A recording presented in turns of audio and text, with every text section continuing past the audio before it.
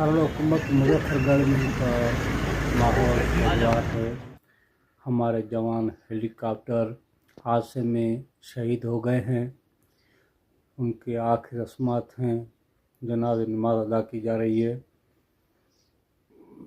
सलामी दी जा रही है।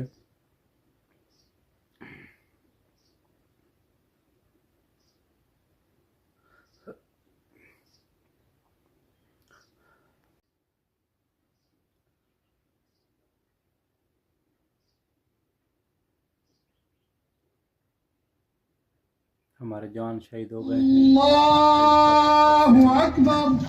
ये उनकी आखिरी रस्मात हैं।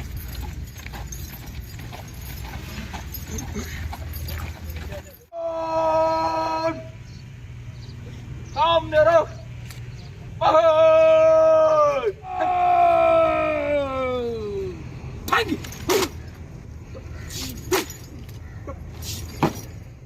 मुहम्मदिन व अस्हाबि सय्यिदिना व मौलाना मुहम्मदिन व बारिक व सल्लिम अलैहि।